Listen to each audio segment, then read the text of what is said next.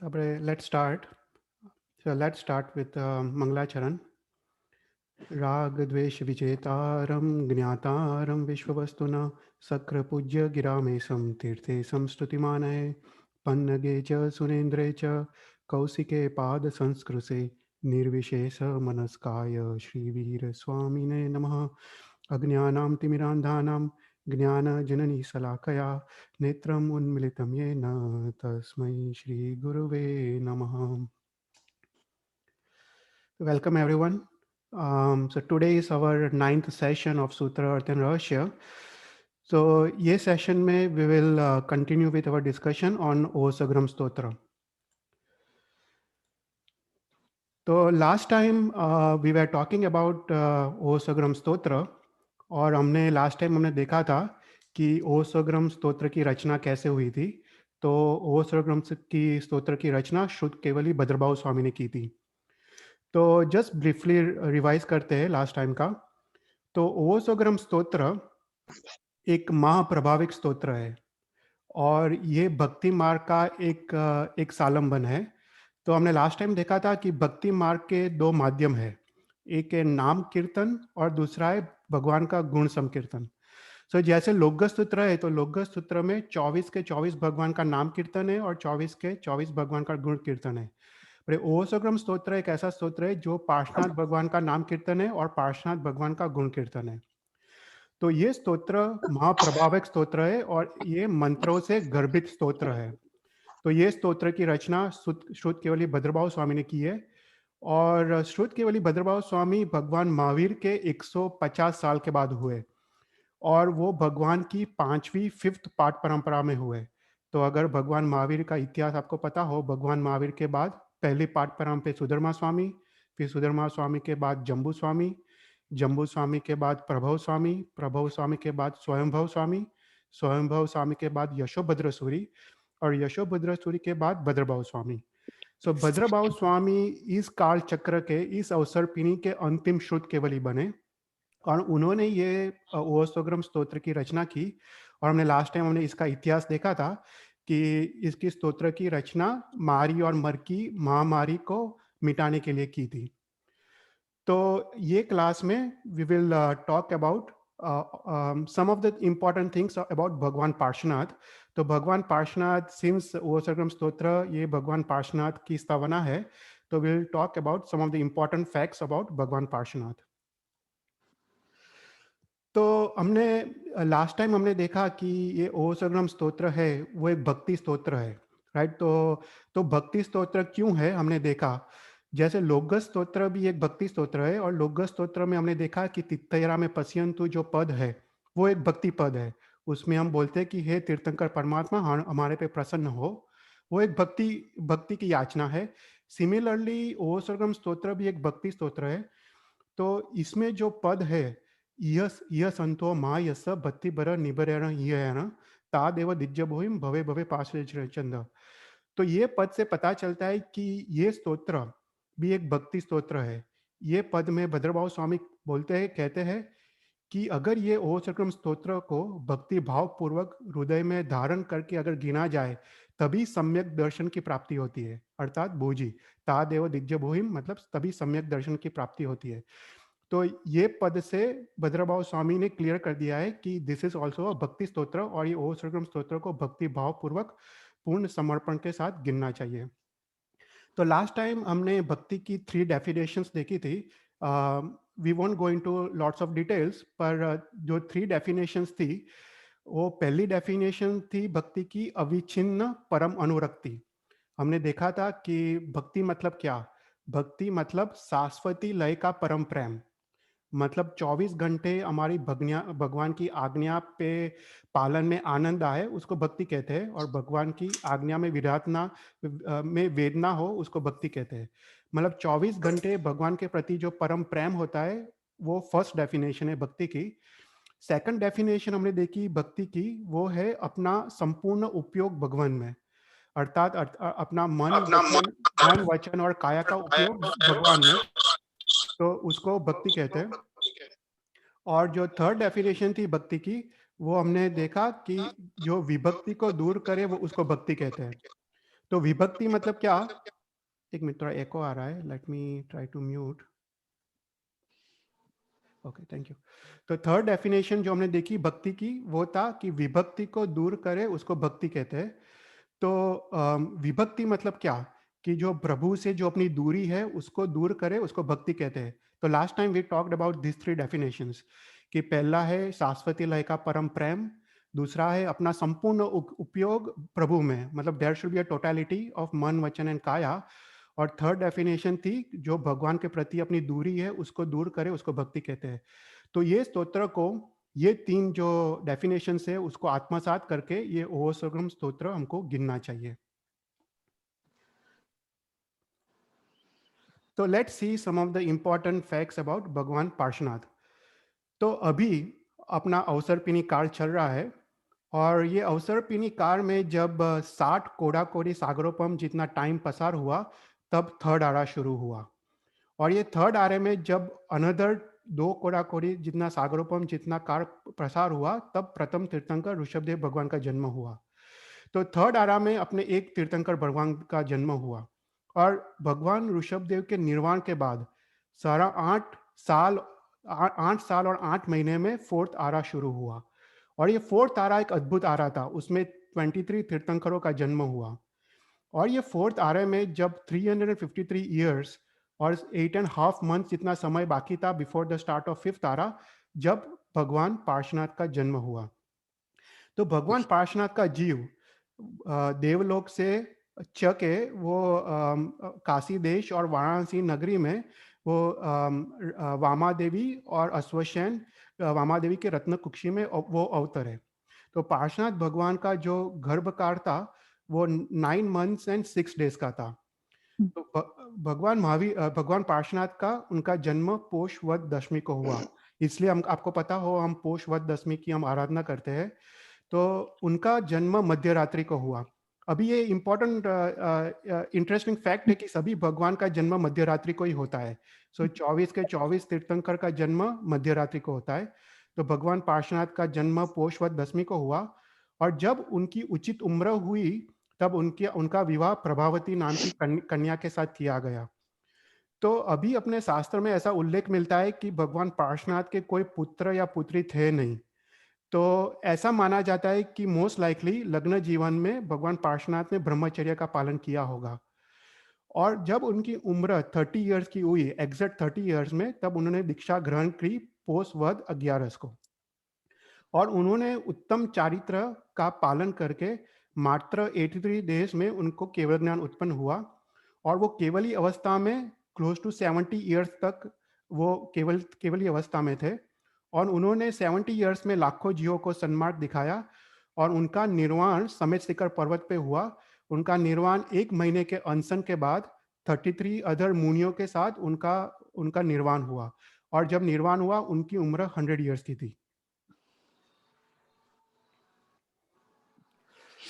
तो भगवान भगवान महावीर और भगवान पार्श्वनाथ के बीच तो जब भगवान पार्श्वनाथ का निर्वाण हुआ उसके 178 इयर्स के बाद भगवान महावीर का जन्म हुआ। तो भगवान महावीर का निर्वाण 72 इयर्स में हुआ। तो there was 250 years between the nirvana of Bhagwan Parshvanath and निर्वाण ऑफ भगवान महावीर। तो भगवान महावीर जब जीवित थे उन्होंने अपना शासन 32 इयर्स तक चलाया, और जब भगवान पार्श्वनाथ तब जब जीवित थे अपने उतना उनका शासन 70 इयर्स तक चलाया। सो भगवान पार्श्वनाथ का शासन 220 इयर्स तक चला, और उसके बाद भगवान महावीर का शासन शुरू हुआ। और ये भगवान महावीर का शासन आज भी चल रहा है, और वो 21,000 इयर्स तक चलेगा। It will continue until the end of the fifth आरा। तो आचारण सूत्र में ऐसा उल्लेख मिलता है कि भगवान महावीर के जो पेरेंट्स थे सिद्धार्थ राधा और त्रिशला रानी, वो भगवान पार्श्वनाथ परंपरा के निर्ग्रंथ मार्ग में ही वो भगवान पार्श्वनाथ के अनुयायी थे, और भगवान पार्श्वनाथ के मार्ग पे ही वो श्रावक थे, और वो भगवान पार्श्वनाथ के मार्ग को वो फॉलो करते थे। और उत्तरायण सूत्र में हमको उल्लेख मिलता है कि गौतम स्वामी और केसी गणधर के बीच कन्वर्सेशन है, संवाद है। और ये केसी गणधर है वो भगवान पार्श्वनाथ की 5वीं पाठ परंपरा में आए। और केसी गणधर ने गौतम स्वामी को 12 क्वेश्चंस पूछे थे, और गौतम स्वामी ने उनके उत्तर दिए थे। और उसके बाद केशी गंधर्व भी भगवान महावीर के परंपरा में जुड़ गए। फिर दूसरा इम्पोर्टेंट फैक्ट है गौतम बुद्ध और भगवान पार्श्वनाथ का। तो ये लोग को काफ़ी लोग को ये क्वेश्चन होता है कि गौतम बुद्ध और भगवान गौतम बुद्ध कौन थे। तो अपने शास्त्र में ऐसा उल्लेख मिलता है कि गौतम बुद्ध ने भगवान पार्श्वनाथ के निर्ग्रंथ परंपरा में उन्होंने दीक्षा ली थी। वो एक जैन साधु थे। वो केसी गणधर के पिहित नाम के उनके आज्ञावर्ती शिष्य थे। उनसे प्रतिबोधित होके उन्होंने जैन दीक्षा ली थी। पर उसके बाद जैन दीक्षा लेने के बाद कुछ सालों बाद उनको ये तपश्चर्या का मार्ग उनको कठिन लगा। गौतम बुद्ध को तपश्चर्या बहुत कठिन लगी और उन्होंने जैन साधु छोड़ के उन्होंने दूसरे धर्म बौद्ध धर्म की स्थापना की। तो अपने शास्त्र में काफी उसके प्रूफ्स मिलते हैं। तो पहला प्रूफ ऐसा है कि बौद्ध पीठिका करके बौद्ध का ग्रंथ है। तो उसमें काफी काफी शब्दों का उल्लेख है, जैसे तत्वज्ञान, आचार, उपदेश, अनुष्ठान आदि शब्द बौद्ध पीठिका नाम के शास्त्र में मिलते हैं। तो ये शब्द ऐसे थे कि सिर्फ जैन शास्त्र में पाए जाते थे और कोई अन्य धर्मों में पाए नहीं जाते थे। तो इससे पता चलता है कि बौद्ध जब उन्होंने जैन दीक्षा ली थी, उन्होंने जैन शास्त्रों का अभ्यास किया। उसके बाद उन्होंने ये जब ग्रंथों की रचना की बौद्ध पीठिका, जब तब उन्होंने ये सब शब्द उन्होंने यूज किए। फिर दूसरा हमको प्रूफ ऐसा मिलता है कि बौद्ध का ग्रंथ अगुंतर निकाय करके ग्रंथ है।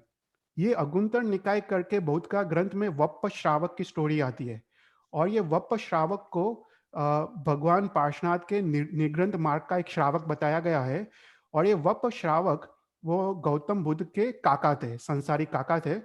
और और इससे पता चलता है कि बुद्ध की पूरी फैमिली शायद जैन हुई होगी और इसी के कारण उन्होंने पेहित साधु से उनको उनको प्रतिबोधित होकर उन्होंने जैन दीक्षा ली थी।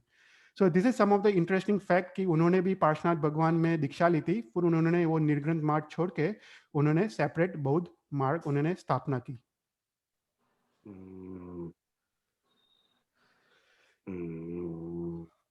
फिर अपने जो जो 24 तीर्थंकर है, उसमें जो 24 तीर्थंकर में पार्श्वनाथ भगवान एक ऐसे अकेले तीर्थंकर है जो अपने जो शास्त्रों में विशेष विशेषण से उसको संबोधित किया गया है।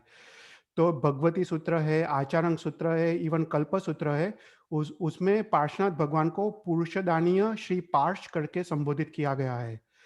तो एक पार्श्वनाथ भगवान एक अकेले विशेषण है जिसमें अपने आगम सूत्रों में उनको स्पेशल विशेषण दिया गया है।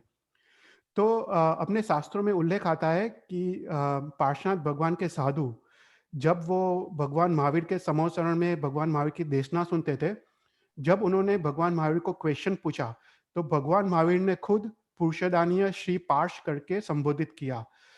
तो पुरुषदानीय का मतलब क्या?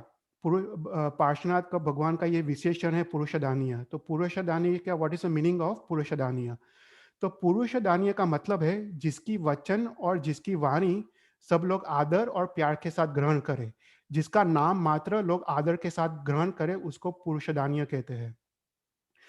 तो पार्श्वनाथ भगवान जब जीवित थे तब तो वो लोकप्रिय थे ही, पर आज भी हजारों साल के बाद वो उतने ही लोकप्रिय है।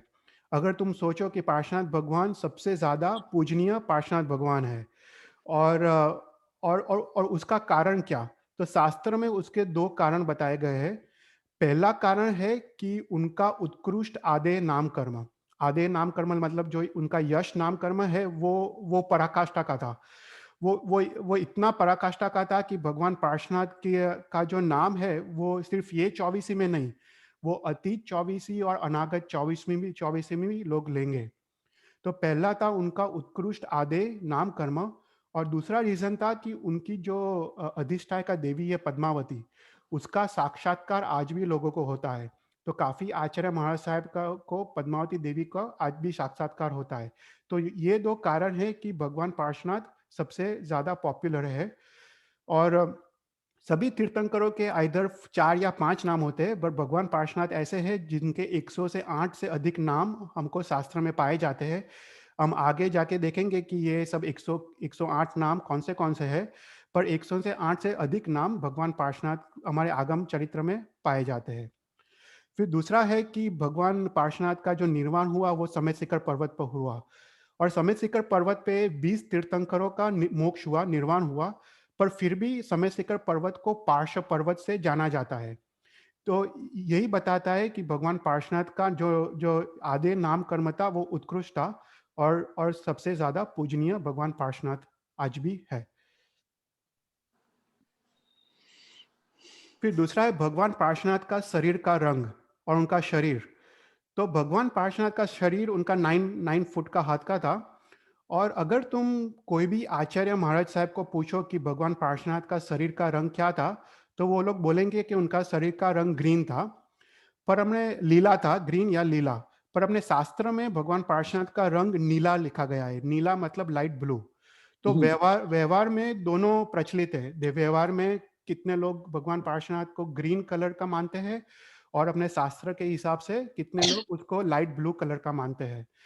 तो ये इंफॉर्मेशन इसलिए इंपॉर्टेंट है क्योंकि जब हम ओसगम स्तोत्र हम पढ़ेंगे तो ओसगम स्तोत्र में आगे लिखा है कि भगवान पार्श्वनाथ को तुमको ग्रीन कलर का सोचना चाहिए या लाइट ब्लू कलर का सोचना चाहिए, तभी ये ओसरम स्तोत्र का विशेष फल मिलता है। तो either you can think as green और you can think as light blue, दोनों प्रचलित है। फिर पार्श्वनाथ भगवान के अधिष्ठायक कौन है, तो ये काफी कंफ्यूजन है लोगों को। तो सेवरल ग्रंथों में ऐसा उल्लेख मिलता है कि भगवान जो पार्श्वनाथ थे उनके अधिष्ठायक, जो पुरुष अधिष्ठायक है वो पार्श्वयक्ष है, और जो स्त्री अधिष्ठायिका है वो पद्मावती देवी है। पर काफी अन्य ग्रंथों में ऐसा उल्लेख मिलता है कि पुरुष अधिष्ठायक धर्मेंद्र देव है, और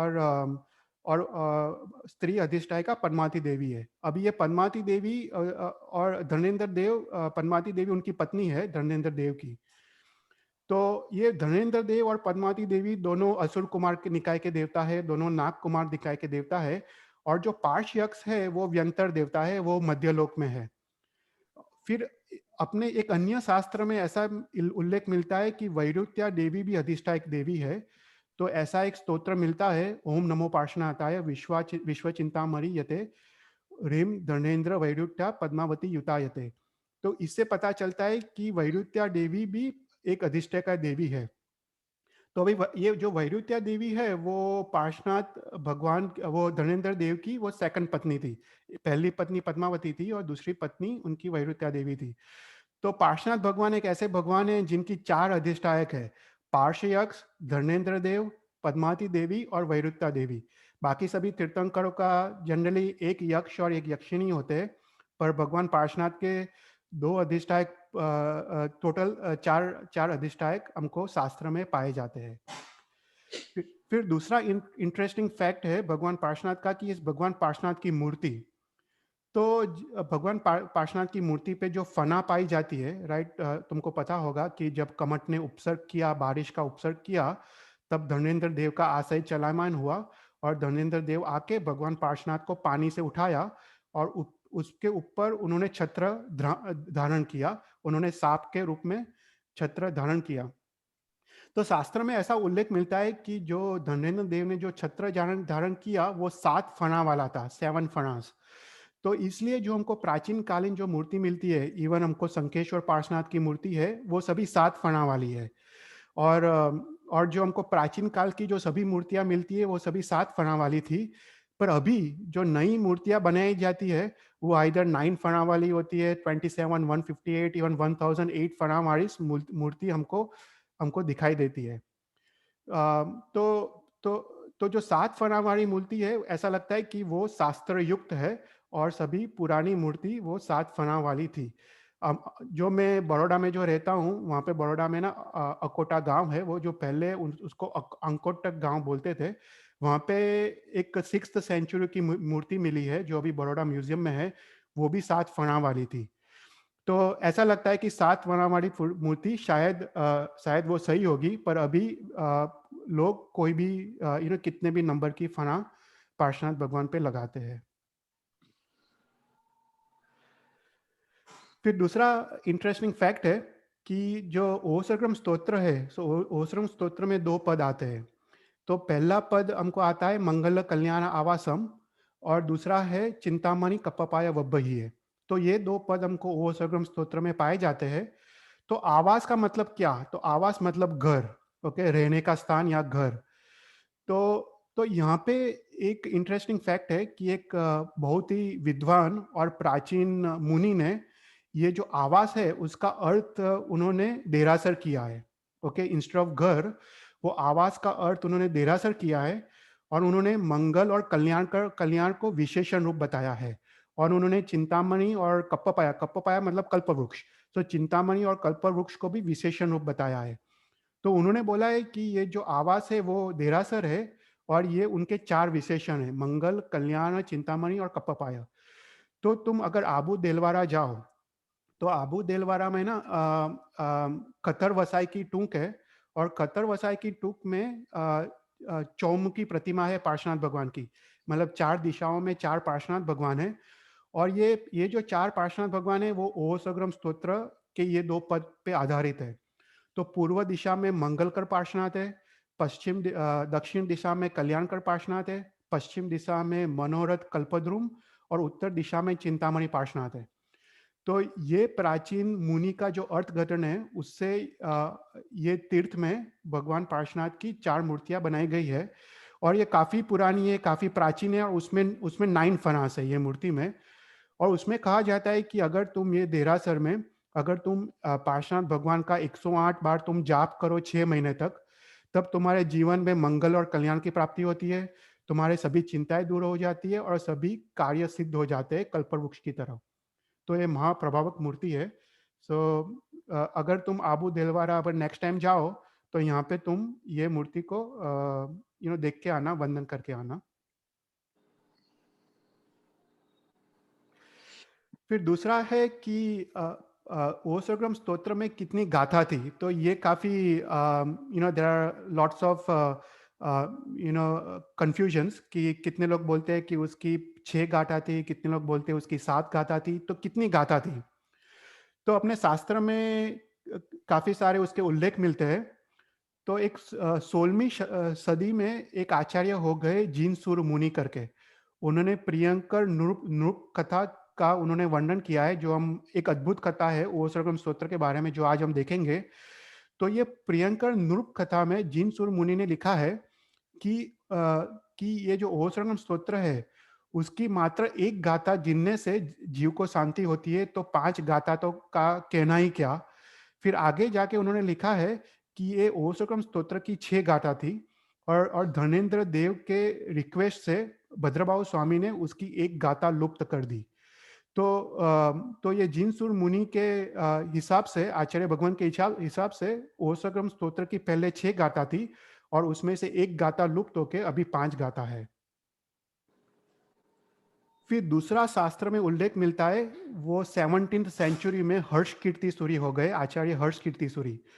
तो हर्ष कीर्ति सूरी आचार्य महाराज ने बताया कि ओसगम स्तोत्र की 7 गाथा थी और भद्रभाव स्वामी ने उसकी 2 गाथा लुप्त कर दी। तो अभी तो 5 गाथा है, पर ये दोनों उल्लेख मिलते हैं। एक शास्त्र में उसकी 6 गाथा बताया गया है और दूसरे शास्त्र में उसकी 7 गाथा बताया गया है। तो तो जनरली हमारे हिसाब से अभी 5 गाथा है और पहले आइदर उसकी 6 गाथा रही होगी या उसकी 7 गाथा रही होगी। पर अभी हमको जो ओसग्रम स्तोत्र हमको काफी सारे जगह मिलता है, वो काफी सारे गाथा का मिलता है। हमको 9 गाथा का भी मिलता है, 17, 13, 20, 21 गाथा का भी मिलता है। पर ये सब शास्त्र के अनुसार नहीं है। वो ऐसा कहा जाता है कि काफी काफी मुनि भगवंत आचार्य ने उन्होंने ये ओसगम स्तोत्र में काफी गाथा फ्यूचर में ऐड की होगी और इसके कारण उसकी उसकी गाथा हमको काफी डिफरेंट प्रमाण में मिलती है। पर ओरिजिनली उसकी आइदर 6 या 7 गाथा थी और अभी उसकी 5 गाथा है। फिर उसके बाद ओसग्रम स्तोत्र हमको कैसा गिनना चाहिए, हम उसके इसके बारे में हम आगे भी काफी सारे डिफरेंट मेथड्स हम बताएंगे। पर शास्त्र के हिसाब से अभी ओसग्रम स्तोत्र का जो नाम है वो नाम ही वो सूचित करता है कि वो उपद्रव और विघ्न और अनिष्टों को वो नाश करता है। और ओसग्रम स्तोत्र के जाप से शुभ संपत्ति, इष्ट सिद्धि और पुत्र की प्राप्ति होती है। तो शास्त्र में बताया गया है कि अगर तुम सुबह उठकर शुद्ध वस्त्र पहन के तुम पूर्व दिशा में बैठ के तुम पवित्र होके अगर रोज 108 बार ओसग्रम स्तोत्र के जाप करो फॉर पीरियड ऑफ 6 मंथ्स, तो 108 बार for a period of 6 months, तो तुम्हारे सभी कार्य सिद्ध हो जाते हैं। तुम्हारे जो राजकीय या जो भय है, मानसिक भय, वो सब दूर हो जाते हैं और जीवन में प्रसन्नता का अनुभव होता है। तो ये एक वेरी पॉपुलर मेथड है जो हम आगे देखेंगे कि प्रियंकर नृप कथा में भी प्रियंकर राजा ने ये प्रयोग किया था। फिर दूसरा शास्त्र में उल्लेख मिलता है कि ओसग्रम स्तोत्र का जाप कैसे करें। तो बोलते हैं कि रात को सोने से पहले you have to do 1 Navkar 1 ओसग्रम फॉर 7 टाइम्स। तो एक नौकार एक ओसग्रम, एक नौकार एक ओसग्रम, तो ऐसे 7 बार गिनने का। तो उससे तुम्हारे जो रात के जो सभी उपद्रव वो शांत हो जाते हैं, तुम्हारे जो दुस्वप्न है, खराब ड्रीम्स है, वो चले जाते हैं, सभी भय भी चले जाते हैं और तुमको रात को तुमको जो स्लीपिंग प्रॉब्लम्स है वो भी चले जाते हैं। तो तो अपने काफी आचार्य महाराज साहब भी इसको फॉलो करते हैं। काफी आचार्य महाराज साहब को कैंसर की पीड़ा या जो भी बड़ी बीमारी हो, तो ये आचार्य महाराज साहब भी ये एक नौकार एक कोसग्रम को 7 बार गिन गिन के सोते हैं।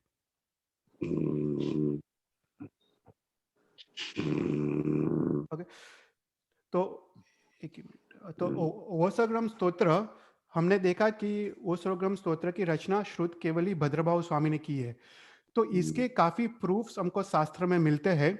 अभी इसका भी काफी काफी लोग इसका भी वो कंफ्यूजन है तो हमको शास्त्र में काफी उसके उल्लेख मिलते हैं कि ये स्तोत्र की रचना भद्रबाहु स्वामी ने की है।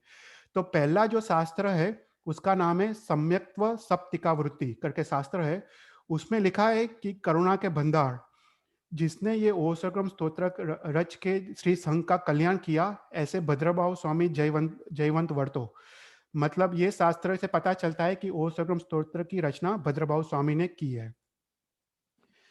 फिर दूसरा जो पूरा हुआ प्रूफ मिलता है वो मुनि सुंदर ग्रहावली करके शास्त्र है जो मुनि सुंदर सूरी महाराज साहब ने लिखा है। मुनि सुंदर सूरी महाराज साहब तुमको पता होगा बहुत पॉपुलर आचार्य हो गए अपने 600 साल पहले। तो ये मुनि सुंदर सूरी महाराज साहब ने लिखा है कि आचार्य यशोभद्र सूरी के दूसरे पटधर और अंतिम पूर्वधर अंतिम श्रुत केवली भद्रवा ये उपसर्ग स्तोत्र की रचना करके श्री संघ का रक्षण करके जो धनेन्द्र से पूजित है और जो सिद्धांत सागर को वहन करते हैं, ऐसे भद्रभाव स्वामी उनका 170 में उनका स्वर्गवास हुआ। ऐसे भद्रभाव स्वामी का कल्याण हमारे कल्याण के लिए हो। तो इससे भी प्रूफ मिलता है कि वो सरगम स्तोत्र की रचना भद्रभाव स्वामी ने की है। तो भद्रभाव स्वामी कौन थे, राइट? भद्रभाव स्वामी एक अंतिम श्रुत केवल थे, अंतिम पूर्वधर थे। तो उन्होंने भद्रभाव स्वामी ने काफी सारे शास्त्रों की रचना की है जो आज भी हमको काफी शास्त्र ये सब हमको आज भी मिलते हैं। तो वन ऑफ द फेमस शास्त्र तुमको पता होगा वो है कल्पसूत्र, राइट? कल्पसूत्र हम पर्यूषण के वक्त हम सुनते हैं आचार्य भगवान से, उसकी रचना भद्रभाव स्वामी ने की है। और एक कल्पसूत्र वो दशा श्रुतस्कंद करके शास्त्र का 8वां अध्ययन है। मतलब it is just a small part of दशा श्रुतस्कंद शास्त्र। तो ये दशा श्रुतस्कंद शास्त्र की रचना भद्रभाव स्वामी ने की है।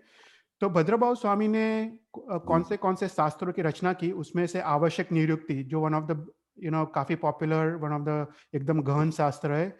फिर 10 वैकालिक निरुक्ति, उत्तराज्ञान निरुक्ति, आचारण निरुक्ति, सूत्रकृतांग निरुक्ति, सूर्य प्रज्ञप्ति निरुक्ति, ऋषि भाषित निरुक्ति, व्यवहार सूत्र निरुक्ति, दशा श्रुतस्कंद निरुक्ति, बृहत कल्प सूत्र निरुक्ति, पिंड निरुक्ति, सशक्त निरुक्ति, ओग निरुक्ति, भद्रभाव संहिता। ये भद्रभाव संहिता एक ज्योतिष का ग्रंथ है जो आज भी अवेलेबल है। ये सभी हजारों शास्त्र आज अवेलेबल है। नवग्रह शांति स्तोत्र, द्वादश भाव जन्म प्रदीप, वासुदेव हिंदी और ओसग्रम स्तोत्र। तो ये 18 जो सूत्र या शास्त्र है वो आज भी अवेलेबल है जो भद्रभाव स्वामी ने उसकी रचना की है। तो before we go into the meaning of ओसग्रम स्तोत्र, हम ओसग्रम स्तोत्र का पहली गाथा का मीनिंग देखेंगे। पर बिफोर वी डू दैट, हम ना एक जो जीनसुर मुनि ने जो प्रियंकर नृप कथा का जो वर्णन किया है, हम वो कथा देखेंगे। वो एक अद्भुत कथा है ओसग्रम स्तोत्र के बारे में जो अपने शास्त्रों में पाई जाती है। किसी ने ये कथा सुनी नहीं होगी। मैंने भी ये कथा पहली बार पढ़ी शास्त्र में। और ये कथा आज से 1500 ईयर्स पहले हुई थी मगध देश में। तो ये सत्य घटना है, और हम स्टोरी देखेंगे तो तुमको पता चलेगा कि ओसरगम स्तोत्र का महिमा क्या है। तो ये प्रियंकर राजा की कथा है। तो मगध देश था, आज से 1500 ईयर्स पहले की बात है, और उसमें अशोकपुर नाम का एक धन धान्य से समृद्ध एक नगर था। ओके, मगध देश में वो अशोकपुर जो नगर था, उसमें अशोक चंद्र करके राजा थे। और ये अशोक चंद्र राजा प्रतापी थे, पराक्रमी थे और न्याय संपन्न राजा थे। और वो राजा के 3 पुत्र थे। एक एक का नाम था अरिसूर, दूसरे का नाम था रणसूर, और तीसरे का नाम था दानसूर। ये तीनों पुत्र देव गुरु तथा माता पिता के परम भक्त थे। तो काल क्रम से सबसे बड़े बेटे जो अरिसूर था, उनका विवाह महोत्सव उनका शुरू हुआ, और पूरे मगध देश में रंग और आभूषण से पूरे मगध देश को सजाया गया। तो काफी कलावान लोग अपनी कला जो प्रदर्शित करने के लिए देश प्रदेश से वो राजा के पास आए, और उसमें से एक पाटलिपुत्र से एक सोनैया आया। और वो सोनैया वो उत्तम आभूषण या उत्तम ज्वेलरी वो बनाता था। तो वो सोनैया अशोक चंद्र राजा के पास आया, और उन्होंने अशोक चंद्र राजा को कहा कि आपके जो सबसे बड़े पुत्र है उसका लग्न महोत्सव, उनका लग्न प्रसंग सुन के मैं बहुत प्रसन्न हुआ। और मैं जानता हूं कि आपके राज्य में तो बहुत सारे कलावान लोग हैं, पर कला कला में फेर है। मैं जो आभूषण बनाता हूँ वो दिव्य और चमत्कारिक आभूषण है। और और ये दिव्य आभूषण जो पहनता है वो रंक भी राजा बन जाता है और राजा भी महाराजा बन जाता है। तो ये मेरा जो दिव्य आभूषण है वो देवों से अधिष्कृत है। तो ये सुन के राजा हर्षित हो गए, और उन्होंने एक हार या ये एक नेकलेस बनाने की अनुमति दे दी ये सोनैया को। तो उसके लिए जो भी सभी सामग्री थी, वो उन्होंने खजांची को बोला कि ये सामग्री उनको ये सोनैया को दे देना, तो वो एक हार बना पाए। तो विश्वासु आदमी की देख रेख में 6 महीने में ये हार, एक दिव्य और अलौकिक हार तैयार किया गया। और ये हार का नाम देव वल्लभ रखा गया। तो कोई अच्छी मुहूर्त को ये हार धारण करने के लिए ये हार को खजाने में सुरक्षित रखा गया। तो जब एक अच्छा मुहूर्त आया, तब हार को खजाने से बाहर बाहर बाहर निकालने का हुक्म दिया गया। तब खजांची को पता चला कि हार तो गायब है, हार है नहीं, हार तो चोरी हो गया है। तब राजा ने खजांची को बोला कि तुम्हारे सिवाय ये खजाने में तो कोई प्रवेश की अनुमति नहीं है, इसलिए ये हार के चोरी के जिम्मेदार तुम हो। खजांची ने बोला कि मैं तो निर्दोष हूं, मेरे को कुछ भी पता नहीं है। तो राजा तो न्याय संपन्न राजा था, तो उन्होंने सोचा कि विदाउट प्रूफ ये खजांची को ऊपर कलंक लगाना गलत है। तो उन्होंने बोला कि पूरे नगर में घोषणा करो कि किसी को भी ये हार मिले तो उसको 5 गांव का इनाम दिया जाएगा। तो काफी महीने बीत गए पर किसी को ये हार मिला नहीं। तो राजा ने एक ज्योतिष को बुलाया। तो ये ज्योतिष ने बोला कि ये हार जिसको भी मिलेगा वो तुम्हारे बाद ये राजा होगा, तुम्हारे गद्दी पे आएगा। तो राजा ये सुन सुन के मूर्छित हो गए, और राजा को पहले तो विश्वास नहीं हुआ। पर फिर ज्योतिष ने बताया कि तुम्हारे जो हाथी है, 3 हाथी, उसमें से एक हाथी का मृत्यु होगा 3 दिन बाद। तो 3 दिन बाद एक हाथी का मृत्यु हुआ। तो उसके बाद ये राजा को ज्योतिष की बात पे विश्वास हुआ। पर राजा ने सोचा कि ठीक है, जिसको भी हार मिलेगा उसको मैं फांसी की सजा दे दूंगा। तो ऐसी कोई संभावना या पॉसिबिलिटी नहीं है कि वो मेरे बाद वो राजा बन पाएगा। राजा तो मेरा पुत्र ही बनेगा मेरे बाद। तो ये बात हो गई, और काफी साल बीत गए और किसी को हार मिला नहीं, और राजा भी ये बात को फिर भूल गए। तो यहाँ पे जो अशोकपुर करके नगर था, उसमें उसमें एक पार्षद दत्त सेठ करके एक श्रावक था, एक जैन श्रावक था, और उसकी धर्मपत्नी का नाम प्रिया था। तो ये कर्मयोग से वो लोग बहुत गरीब थे, और इसलिए वो लोग ने सोचा कि हम शहर शहर छोड़ के हम लोग दूसरे छोटे गांव चले जाते हैं। तो उनको ये पार्षदत्त और प्रिया को एक पुत्र का जन्म हुआ, और इसके कारण वो काफी आनंदित हुए। पर उनका काफी देखरेख किया, पर ये पुत्र जो जन्मा था उस वो एक ही साल में वो मर गया बाल रोग के कारण। तो मरते वक्त पार्षदत्त और जो प्रिया है, उनकी वाइफ, उन्होंने एक नौकर मंत्र सुनाया। तो इसलिए ये पुत्र मर के धर्मेंद्र देव के असुर कुमार निकाय में वो एक देवता बने, वो धर्मेंद्र कुमार देव के अंडर। तो तो मर के, जो भी हमको पता है कि हम नौकार मंत्र अगर सुनाते हैं तो अगर वो समता से वो मर जाते हैं तब उनको देव गति मिलती है। तो ये पुत्र को मात्र 1 साल की उम्र थी और वो मर के वो देव हुआ। तो थोड़े साल के बाद जो प्रियश्री थी, उनकी धर्मपत्नी, उनको एक सपना आया कि वो जमीन खोद रही थी और जमीन खोदने के बाद उनको मोती मिला, और इसका अर्थ था कि उनको एक पुत्र रत्न का जन्म होगा। और ये बात उनकी सही निकली और उनको एक पुत्र का जन्म हुआ, और उस ये पुत्र का नाम प्रियंकर रखा गया। तो तो अभी ये प्रियश्री और उन्होंने सोचा, उन्हें अपने पति से कहा कि अपने पास पैसे तो बहुत कम है, हम बहुत गरीब है, और यहाँ पे हम छोटे से गांव में अपॉर्चुनिटी बहुत कम है। हम वापस अपने शहर चले जाते हैं अशोकपुर, जहाँ पे हम कुछ अच्छा सा कमा पाए और अपने ये पुत्र प्रियंकर को हम अच्छा शिक्षण और वो सब दे पाए। तो वो लोग ने अपने गांव अशोकपुर तरफ उन्होंने प्रयाण शुरू किया। तो बीच में एक एक आंबा का झाड़ आया, और एक आंबा के झाड़ पे वो लोग विश्रांति ले रहे थे, वो लोग रेस्टिंग कर रहे थे, और वो लोग चिंता में थे कि ठीक है, हम अशोकपुर तो पहुंचेंगे पर करेंगे क्या, हम क्या धंधा करेंगे, उनको कुछ पता नहीं था। तो उस बीच उनको एक आवाज आया पेड़ से, कि उनको आवाज आया, और उनको आवाज में सुनाई दिया कि आपका पुत्र जो प्रियंकर है वो फ्यूचर में मगध देश का राजा बनने वाला है। तो ये सुनकर सेठ सेठानी जो झाड़ के नीचे विश्राम कर रहे थे, उन्होंने इधर उधर देखा, पर उनको लगा कि शायद भ्रम हुआ है। पर फिर वापस आवाज आया, और आवाज ने बोला कि मैं तुम्हारा पूर्व भव का मैं तुम्हारा पुत्र हूँ, और तुमने मुझे अंत समय में नौकार मंत्र सुना के मैं धर्मेंद्र देव के मैं असुर निकाय में एक देवता हुआ हूँ, और मैं तुमको और तुम्हारे मेरे पूर्व भव के भाई को मैं मदद करूंगा, और वो ये मगध देश का वो राजा बनने वाला है। तो एक बार वो लोग अपने गांव पहुंच गए, और एक बार प्रियश्री अपने लग्न प्रसंग में वो किसी के लग्न प्रसंग में वो पियर गई, और उसके वहाँ वहाँ पे काफी लोग सगे संबंधी लोग आए थे, पर वो तो बहुत गरीब थी। तो किसी ने भी उसका भाव पूछा नहीं उस समय। तो वो दुखी होके वो वापस आ गई। तो पार्षद सेठ के पूछने के बाद, बहुत पूछने आग्रह के बाद, उन्होंने अपने पियर की बात बताई। उन्होंने बोला कि ऐसा प्रसंग हुआ। तो पार्षद सेठ ने बोला कि तुम चिंता न करो, जो भी होता है वो अपने कर्म से होता है। अभी अपना समय खराब चल रहा है, पर अभी हमको धर्म ध्यान करना चाहिए। और इसके बाद दोनों पति और पत्नी ने खूब खूब धर्म ध्यान किया। वो लोग ने सुबह शाम नौकार का जाप किया, सुबह शाम प्रतिक्रमण किया, प्रभु पूजा आदि धर्म कार्य उन्होंने उन्होंने किया। तो लक्ष्मी हमको पुण्य से मिलती है, पुण्य से रहती है, और पुण्य से उसका भोग होता है।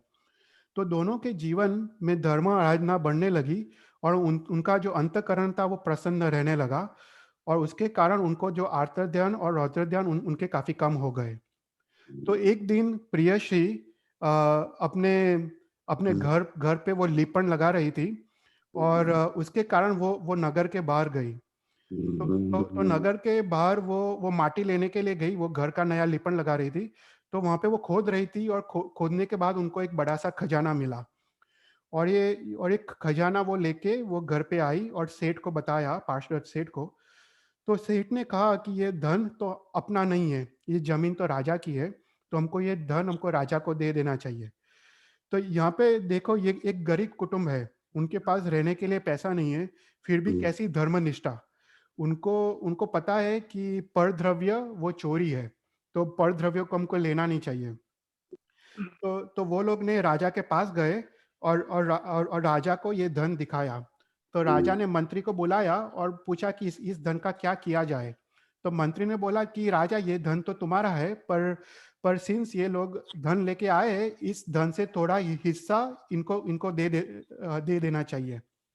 तो यहाँ पे जैसे राजा ने धन ग्रहण करने के लिए जैसे ही हाथ हाथ उठाया, तब वापस आकाश से एक आकाशवाणी हुई, और ये देव ने, जो उनका पूर्व भव का जो भाई था, जो अभी देव है, उन्होंने बोला कि राजा, तुम अगर ये धन ग्रहण करोगे तो मैं तुम्हारे पुत्र को मार डालूंगा।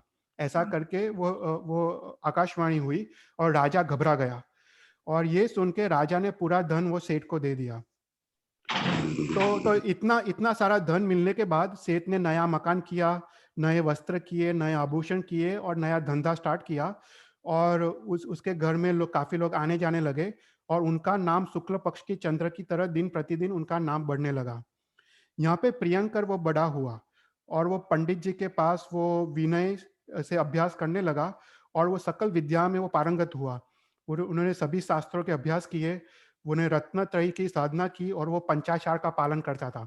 तो यहाँ पे सोचने की बात है कि एक श्रावक भी पंचाचार का पालन करता है। और फिर ये देख के गुरु महाराज ने उसको ओह सग्रम स्तोत्र दिया और गुरु महाराज ने बोला कि ये ओह सग्रम स्तोत्र का पाठ तुम रोज सुबह उठ के ब्रह्म मुहूर्त में प्रातः काल में 108 बार तुम गिनोगे और तुम्हारे सभी संकल्प और मनोरथ तुमके पूर्ण होगे। इसका जाप टोटल तुम 12,000 तुमको संपूर्ण जाप पूर्व दिशा में बैठ के करना है, तो तुमको ये ओह सग्रम स्तोत्र तुमको सिद्ध होगा। तो वो दिन से प्रियंकर ने अनन्य भक्ति से ओह सग्रम स्तोत्र का जाप और पाठ शुरू किया। और जब भी ऐसे संयोग आते थे कि वो जाप न कर पाए तो वो छह छह विघई का त्याग करता था। देखो अभी ये सोचने की बात है, अगर हम कोई संकल्प करें और संकल्प या हम अभिग्रह ले और अभिग्रह हम अगर पालन न कर पाए तो हमको हमको ऐसा कुछ करना चाहिए। तो ये प्रियंकर वो छह छह विघई का त्याग करता था, मतलब वो आंबेल तप करता था जब भी वो कोई भी दिन उसका मिस हो जाए। तो प्रियंकर अब बड़ा हो गया और उन्होंने अपने पिता को कहा, पिताजी आप सब व्यापार और वो सब छोड़ दो, अभी तुम मात्र धर्म ध्यान और धर्म आराधना करो, क्योंकि जब तक इंद्रिय चल रही है तब धर्म ध्यान कर लेना चाहिए। तो पूरा धंधे का कारभार मैं उठा लूंगा। तो वह दिन से पार्षद सेठ ने सभी गृह भार प्रियंकर को दे दिया और वो धर्म ध्यान में लीन हो गए। तो एक बार प्रियंकर एक गांव से दूसरे गांव जा रहा था धंधे के लिए, तब चोरों ने उसको पकड़ लिया। तो चोरों के सरदार ने प्रियंकर को पूछा कि तुम कौन हो। तो प्रियंकर ने बोला कि मैं तो एक सामान्य व्यापारी हूँ, मैं धंधा करता हूँ और मैं धंधे से अपना निर्वाह करता हूँ। तो ये चोरों के सरदार ने प्रियंकर को बोला कि मुझे तुम्हारा कोई काम नहीं है, पर मेरे को अशोक चंद्र राजा के साथ दुश्मनावट है, मुझे वैर है। तो तुम ऐसा करो कि तुम मेरे आदमियों को 5-7 दिन तक अपना घर दो और वो राजा के पुत्र का अपहरण करेगा और उसके बाद ही मैं तुमको छोड़ूंगा। तब प्रियंकर ने कहा कि ये तो पाप है, ये मेरे लिए संभव नहीं है। प्रियंकर धर्मनिष्ठ था। तो सरदार ने प्रियंकर को बंदी बना दिया।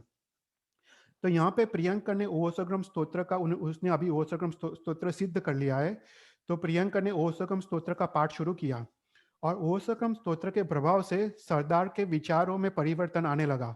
सरदार ने सोचा कि इसको बंदी बनाने का कोई लाभ नहीं है, इसके साथ तो मित्रता करनी चाहिए। देखो, एक ओसग्रम स्तोत्र से किसी का पूरा मन का परिवर्तन हो जाता है। तो वहाँ पे एक सरदार के पास एक गुरु महाराज वहाँ से आते हैं। तो सरदार ये गुरु महाराज को तो ये गुरु महाराज ये सरदार को कहते हैं कि ये प्रियंकर सेठ ये फ्यूचर में मगध देश का राजा बनने वाला है, तो तुम उसको छोड़ दो। तो ये बात वो सरदार सुनता है और सरदार सोचता है कि इसके साथ तो संबंध बांधना चाहिए। तो सरदार ने अपनी बेटी का विवाह प्रियंकर के साथ वो करते हैं। तो उनकी बेटी का नाम था वसुमती। तो वसुमती का विवाह प्रियंकर के साथ होता है और वसुमती प्रियंकर की पहली पत्नी बनती है। तो एक रात प्रियंकर वो सो रहे थे और उनको सोने में सपना आता है कि उन्होंने पूरे पूरे मगध देश को अपने इंटेस्टाइन या आंतरडा से बांध दिया है। तो प्रियंकर ने ये सपना देखा और ये सपना का फल जानने के लिए वो वो एक पंडित के पास गए। तो पंडित ने बोला कि ये सपना के फल से तुम मगध देश के राजा बनने वाले हो। तो ये देखकर पंडित ने भी अपने पुत्री का विवाह प्रियंकर के साथ कराने का निर्णय किया। तो माता पिता के अनुमति के साथ सोमवती का विवाह प्रियंकर के साथ हुआ। तो सोमवती वो प्रियंकर की दूसरी पत्नी हुई। फिर उसके बाद वो वही शहर में एक धन दत्त करके सेठ थे और उन्होंने एक नया घर किया था और वो घर में व्यंतर देव का प्रकोप था और इसलिए धनदत्त सेठ काफी चिंता में रहते थे।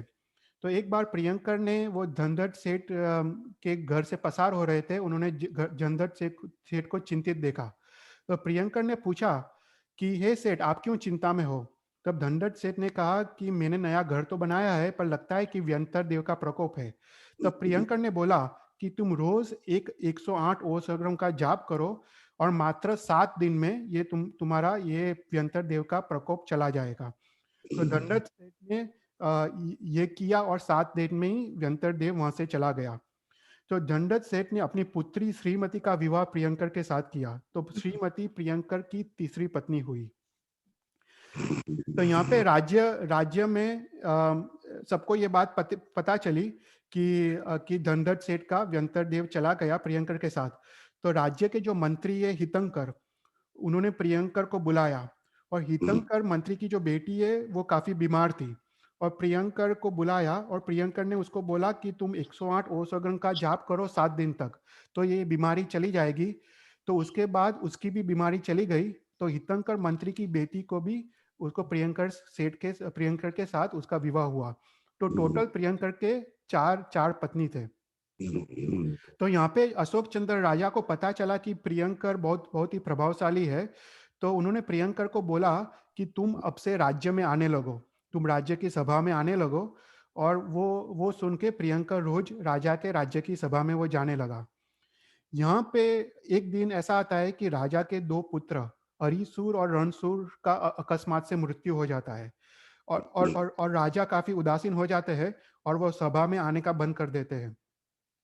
तो बहुत समय के बाद वो स्वस्थ होते हैं, और मंत्रियों के समझाने के बाद वो वापस आने लगते हैं। तो एक दिन की बात है कि प्रियंकर राज्यसभा में आया और राजा को नमस्कार किया। तब उसके पास से एक हार गिर गया, और ये हार और कोई हार नहीं था, वो देव वल्लभ हार था जो चोरी हो गया था। ये प्रियंकर के साथ था। तो तो ये हार देख के राजा चकित हो गए, और राजा ने गुस्से हो गए और बोला कि प्रियंकर को फांसी पे चढ़ा दो। राजा को वो ज्योतिष की बात याद आ गई, और पता चला कि प्रियंकर ही राजा बनने वाला है। तो यहाँ पे प्रियंकर ने ओसग्रम स्तोत्र का स्मरण शुरू कर दिया, और काफी मंत्रियों ने राजा को समझाया कि राजा को बोला कि ये प्रियंकर कैसे चोरी कर सकता है। ये हार तो 20 साल पहले उसका चोरी हुआ हो गया था, और प्रियंकर की उम्र ही 20 साल है। तो वो तो तब जब पैदा हुआ था, जब ये हार चोरी हुआ, तो प्रियंकर तो चोर कैसे हो सकता है। तो राजा न्याय संपन्न राजा था, इसलिए उन्होंने बोला कि बात तो सही है, मैं उसको फांसी पे तो चढ़ा नहीं सकता, क्योंकि क्योंकि ऐसा लगता नहीं है कि इसने चोरी की होगी। तो यहाँ पे जो जो देव थे, उसके जो भाई थे, वो देव प्रकट होते हैं, और वो राजा को बोलते हैं कि मैं धनेन्द्र देव निकाय का मैं देवता हूँ, और तुम्हारे 2 पुत्र तो मर गए हैं, राइट, और ये तीसरा पुत्र है वो प्रजा का प्रिय नहीं है। तो और राजा तुम्हारा मृत्यु भी 7 दिन के बाद होने वाला है। तो अच्छा ऐसा होगा कि प्रियंकर को तुम राजा बना दो, क्योंकि और तुम्हारे कोई संतान है नहीं। तो राजा ने ये बात सुन के उन्होंने निर्णय लिया कि प्रियंकर को राजा बनाया जाए। तो इस तरह प्रियंकर मगध देश का राजा बन गया। इस तरह ओसर्गम स्तोत्र के प्रभाव से प्रियंकर को धन की प्राप्ति हुई, संपत्ति की प्राप्ति हुई, राज्य की प्राप्ति हुई और धर्म की प्राप्ति हुई। तो प्रियंकर राजा ने बहुत ही दान पुण्य किया, प्रजा बहुत खुश थी। उन्होंने शत्रुंजय के काफी उन्होंने छरी पालित संघ निकाले, स्वामी साधर्मिक वात्सल्य किया, संघ पूजा आदि काफी कार्य किए। और प्रियंकर राजा और धनरथ सेठ की जो पुत्री थी श्रीमती, उनको एक पुत्र का जन्म हुआ, और जब ये पुत्र बड़ा हुआ उनको राज्य पे उनको बिठाया गया, और प्रियंकर सेठ ने यहाँ पे दीक्षा ली। और प्रियंकर सेठ ने दीक्षा का उत्तम चारित्र का पालन किया, और उनका मृत्यु होके वो सौधर्म देवलोक में वो उत्पन्न हुए। तो अभी वो प्रियंकर सेठ वो अभी सौधर्म देवलोक में देव है, और वो सौधर्म देवलोक से निकल के वो महाविदेश क्षेत्र में जन्म लेने वाले हैं, और वो नेक्स्ट भव में वो मोक्ष जाने वाले हैं। तो ये प्रियंकर राजा की कथा है ओसोग्रम स्तोत्र के बारे में। तो मात्र एक ओसोग्रम स्तोत्र गिनने से उसको ये भव में सुख संपत्ति मिली, राज्य मिला, धर्म मिला, और वो मात्र 3 भव में वो मोक्ष जाने वाले हैं। तो ये स्टोरी काफी शास्त्र में लिखी गई है, काफी इंपॉर्टेंट स्टोरी है। तो ये स्टोरी बोलना था। तो अभी हम ओसर्गम स्तोत्र का हम अर्थ शुरू करते हैं। तो आज हम लोग पहली गाथा का हम अर्थ करते हैं ओ सगरम स्तोत्र का, फिर उसके बाद नेक्स्ट टाइम हम दूसरे गाथाओं का अर्थ करेंगे। ओके, तो हमने देखा कि ओ सगरम स्तोत्र एक महाप्रभावक स्तोत्र है और वो एक मंत्रों से गर्भित स्तोत्र है। ओके, तो ओ सगरम स्तोत्र में जो मंत्र छिपा हुआ है उसको विसर्ग पुलिंगम मंत्र कहा जाता है, या उसको दूसरा नाम है नमियून मंत्र। अगर किसी को नमियून स्तोत्र पता हो, उसमें जो 18 अक्षर का मंत्र है वो सेम मंत्र है, उसको उसका दूसरा नाम नमियून मंत्र है या फिर उसका नाम विसर्ग पुलिंग मंत्र है। हम आगे जाके देखेंगे ये मंत्र कौन सा है। तो ये मंत्रों से गर्भित स्तोत्र है और इसमें शास्त्र में लिखा गया है कि हमको एक आम्बेल तप करके ये मंत्र को गुरु महाराज से के मुख से लेना चाहिए, तभी ये मंत्र सिद्ध होता है। तो जब भी तुमको नमियून मंत्र या विसर्गलिंग मंत्र की आराधना करनी हो, हम आगे जाके देखेंगे कैसे आराधना करने की, तो एक आम्बेल तप करके गुरु महाराज साहब के मुख से ये मंत्र लेने का। तो कोई भी अपना जो सूत्र होता है, लोग सूत्र या ओसगम सूत्र, तो पहली गाथा में मंगल होता है और प्रणिधान होता है। तो दो चीज होती है। तो ये ओसगम स्तोत्र में भी मंगल है और प्रणिधान है। तो तो ओसोगरम पासम पासम वंदामी, जो पहला जो पद है, जो उसमें जो पहला पासम है वो वो पार्श यक्ष है। ओके, उसमें दो पासम आते हैं। जो पहला पासम है वो पार्श यक्ष है और दूसरा पासम है वो पार्श्वनाथ भगवान है। तो भद्रबाहु स्वामी ने पार्श्वनाथ भगवान का नाम स्मरण करके ये स्तोत्र की शुरुआत की है और मंगल किया है। भगवान का नाम स्मरण ही मंगल है। तो ये स्तोत्र की शुरुआत मंगल से की गई है। और ये स्तोत्र में 3 प्रणिधान है। प्रणिधान मतलब संकल्प। तो पहला प्रणिधान है तस्सगह रोग मारी, मतलब मारी और मरकी के रोग से मुक्ति मिले, तो ये पहला प्रणिधान है। दूसरा प्रणिधान है ता देव दिज्य बोहिम, मतलब मुझे सम्यक दर्शन की प्राप्ति हो। और थर्ड प्रणिधान है भवे भवे पास जिरे चंद, मतलब जब तक मेरा मोक्ष न हो तब तक मेरे को पार्श्वनाथ भगवान का चरण मिले अथवा जैन धर्म मिले। तो ये 3 प्रणिधान हमको ओसर्गम स्तोत्र में शास्त्र में मिलते हैं। तो पहला है मारी मरकी से मुक्ति, दूसरा है सम्यक दर्शन की प्राप्ति और थर्ड है भगवान पार्श्वनाथ का चरण भव भव जब तक हमारा मोक्ष न हो। तो पहला पद है ओ सगरम पासम पासम वंदामी। तो उसका अर्थ है कि उपसर्ग, ओ सगरम मतलब उपसर्ग। सो उपसर्ग को जो दूर करने वाले जो देव है पार्श्वयक्ष या धर्मेंद्र देव या पद्मावती देवी, यहाँ से पासम से ये तीनों का नाम लेना है, पार्श्वयक्ष, धर्मेंद्र देव या पद्मावती देवी। तो उपसर्गों को दूर करने वाले जो देव है और उनसे समीप रहने वाले या उनके पूजनीय जो पार्श्वनाथ भगवान है उनको मैं वंदन करता हूँ। तो ये एकदम क्लियर होना चाहिए कि उपसर्गों को दूर करने वाले धर्मेंद्र देव, पद्मावती देवी और पार्श्वयक्ष और उनसे पूजित जो पार्श्वनाथ भगवान है उनको मैं वंदन करता हूँ। ओके, तो उपसर्ग मतलब क्या? तो अभिजान चिंतामणि करके शास्त्र में कलिकाल सर्वज्ञ ने उपसर्ग का मीनिंग दिया है। तो उपसर्ग मतलब उसके 3 है। एक है देवकृत उपसर्ग, एक मनुष्यकृत उपसर्ग और थर्ड है तिर्यंचकृत उपसर्ग। तो जैसे भूत प्रेत पिशाच व्यंतर आदि का उपसर्ग हो उसको देवकृत उपसर्ग कहते हैं। मनुष्यकृत उपसर्ग मतलब जो चोरों का कोई आतंक या फिर कोई मनुष्य से हमको कोई विघ्न हो उसको मनुष्यकृत उपसर्ग कहते हैं। और थर्ड है तिर्यंच उपसर्ग। तिर्यंच मतलब जो भी हमको प्राणी, मतलब वाघ, सिंह, सांप, जो भी हमको एनिमल से जो भी उपसर्ग हो उसको तिर्यंचकृत उपसर्ग कहते हैं। तो पहला मीनिंग उपसर्ग का ऐसा है कि जो देवकृत, मनुष्यकृत और तिर्यंचकृत उपसर्ग को दूर दूर करे, ऐसे ऐसे पार्श्वयक्ष और ऐसे धर्मेंद्र देव। और दूसरा अर्थ उपसर्ग का अर्थ कल्पलता करके शास्त्र में दिया गया है। तो अर्थ कल्पलता करके शास्त्र में उपसर्ग का अर्थ असातावेन्य कर्म का उदय। तो जैसे असातावेन्य कर्म से हमको रोग आते हैं, बीमारी आती है, विघ्न आता है, वो सभी असातावेन्य कर्म का उदय है। तो शास्त्र में उपसर्ग के 2 मीनिंग है। एक है जो देवकृत, मनुष्यकृत या तिर्यंचकृत उपसर्ग, या दूसरा मीनिंग है असातावेन्य कर्म का उदय। तो ये 2 उपसर्ग है।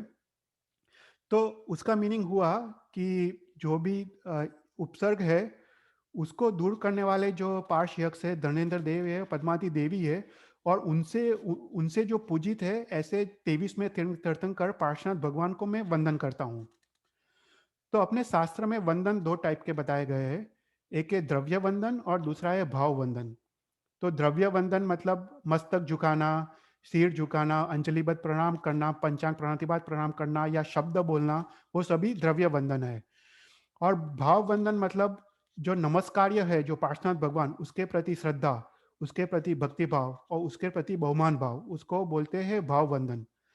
तो यहाँ पे इंपॉर्टेंट चीज शास्त्र में ये बताई गई है कि हम द्रव्य वंदन तो करते हैं, राइट, हम मस्तक झुकाते हैं, हम अंजलिबद्ध प्रणाम करते हैं, पंचांग प्रणतिपात प्रणाम करते हैं, पर हमारे अंतःकरण में अगर विशुद्धि नहीं हो, हमारे अंतःकरण में अगर भक्ति भाव नहीं हो, हमारे अंतःकरण में पार्श्वनाथ भगवान के प्रति बहुमान भाव नहीं हो, तो ये मात्र द्रव्य क्रिया हो जाती है और द्रव्य क्रिया का फल बहुत अल्प है। तो इसलिए हमको तीनों योग, अपने मन वचन काया के तीनों योग का प्रशस्त परिवर्तन करना है, और तभी वो सही वंदन है। तो मन वचन काया का प्रशस्त प्रवर्तन, उसको उसको सही वंदन कहते हैं। तो नमस्कार मंत्र सिद्धि करके जो जो ग्रंथ है, उसमें लिखा है कि वंदन है, प्रणाम है, नमस्कार है, वो एक नम्रता का चिन्ह है, भक्ति की निशानी है और कृतज्ञता का संकेत है। तो वो भक्ति भाव द्वारा हमको हमको ये याद रखना चाहिए और हमको उसी तरह हमको पहला पद बोलना चाहिए। तो जब हम ओसगरम पासम पासम वंदामी हम बोल रहे हैं, हमको पार्श्वनाथ भगवान के प्रति, हमको अपने वन वचन और काया के तीनों योग, हमको भक्ति भाव पूर्वक बहुमान भाव पूर्वक ये पद बोलना है। और तभी हमको ओसगम स्तोत्र जो उसका फल मिलना चाहिए, तो उसका फल हमको तभी मिलता है। हम सिर्फ द्रव्य से बोलेंगे तो उसका फल हमको जो मिलना चाहिए वो मिलता नहीं है। फिर दूसरा है कम्मगरम मुक्कम। तो भगवान पार्श्वनाथ कैसे है, तो यहाँ पे उसका विशेषण दिया गया है कि वो कभी सभी कर्म से मुक्त है। कम्म मतलब कर्म, घन मतलब समूह और मुक्कम मतलब मुक्त। जो जो कर्म के समूह से मुक्त है, अर्थात वो घन का दूसरा अर्थ है बादल, अर्थात कर्म रूपी बादल से जो मुक्त है, उसको कम्म घन मुक्कम बोलते हैं।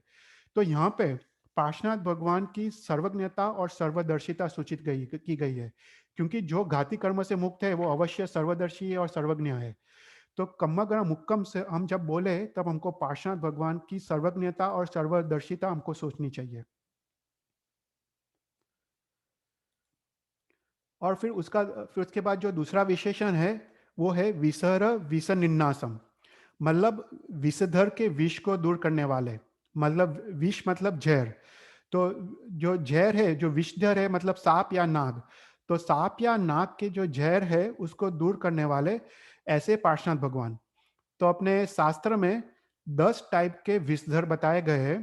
तो उसमें पहला है अनंत, दूसरा है वासुक वासुकी, थर्ड है तक्षक, फिर है करकोट, पद्म, महापद्म, शंखपाल, कुलिक, जय और विजय। तो ये 10 टाइप के जो जो नाग या सांप है, उसके जो विष है, उसका जो जहर है, उसको दूर करने वाले वो विषजर को क्षय करने वाले ऐसे पार्श्वनाथ भगवान है। तो ये है द्रव्य विष। पर अपने अपने शास्त्रों में विसर विसन निन्नासम का अर्थ भाव विष भी कहा गया है। तो भाव विष मतलब क्या? जो मिथ्यात्व और कषाय को दूर करते हैं। तो भगवान पार्श्वनाथ अपने वचनामृत, अपनी वाणी से मिथ्यात्व और कषाय को दूर करने वाले हैं। मतलब भगवान पार्श्वनाथ कैसे है? एक तो कम्मग्र मुक्कम, जो सर्वज्ञ सर्वदर्शी है, सभी कर्मों से मुक्त है, और वो द्रव्य विषधर और भाव विषधर, दोनों प्रकार के विषधर को वो नाश करने वाले हैं। तो वो जहर भी दूर करते हैं सांपों का, प्लस मिथ्यात्व और कषाय से भी मुक्ति दिलाते हैं। ચૈતલ ભગવાન પાર્શ્વનાથ ભગવાનનું લાઈક નાગો લાઈક સર્પ સાથે કન્ટિન્યુઅસ એસોસિએશન થયા કરે છે. राइट, અ, या उसका मैं अभी उसका मैं आंसर देता हूँ, अभी अभी आएगा उसका आंसर। Okay, okay. હા. या तो अच्छा क्वेश्चन है। और तो तो ऐसा है बेसिकली कि अपने एक आचार्य हो गए देवभद्र सूरी करके। तो ये देवभद्र सूरी ने ओसग्रम स्तोत्र की टीका रची है। वो काफी बड़ी टीका है, 12,000 श्लोक प्रमाण टीका रची है मात्र ओसग्रम स्तोत्र की। तो ये स्तोत्र में लिखा गया है कि जो भी पार्श्वनाथ भगवान है, राइट, जो पार्श्वनाथ भगवान का जो भी कुछ भी करता है, मतलब जो वंदन करता है, नमस्कार करता है, कीर्तन करता है, मतलब स्तवन स्तुति करता है, पूजा करता है, उसकी आंगी करता है, आभूषण करता है, जो भी करता है, तो उसको धर्मेंद्र देव का आदेश है पूरे सर्प समूह को, पृथ्वीलोक के, कि उसको कोई भी सर्प के उपद्रव नहीं होंगे। ओके, वो देवभद्र सूर्य आचार्य ने वो बात अपने शास्त्र में लिखी गई है कि धर्मेंद्र देव ने सभी सर्प समूह को भरत क्षेत्र में एक आदेश दिया है कि जो भी पार्षद भगवान का आराधना करे उसको कभी सर्प के उपद्रव नहीं होंगे, क्योंकि धर्मेंद्र देव खुद नाग नाग निकार के देवता है और वो नाग निकार के इंद्र है। तो उसके कारण पार्श्वनाथ भगवान का हर टाइम हमको सांप या नाग के साथ उसका उसका संबंध रचा गया है, क्योंकि धर्मेंद्र देव खुद नाग निकार के देवता थे। इसलिए हम जब ओसगम स्तोत्र, पहले तो ऐसा होता था कि जब ये ओसगम स्तोत्र की जब पावर होती थी, जब भद्रबाहु स्वामी ने उसका मंत्र चैतन्य निकाला नहीं था मंत्र से, तब जिसको भी सर्प दंश होता था, ये ओसगम स्तोत्र गिन के जो पानी पी लेता था उसको वो जहर चला जाता था अपने शरीर से, क्योंकि वो धर्मेंद्र देव का उसका उसका उसका अनुग्रह उनको उनको मिलता था।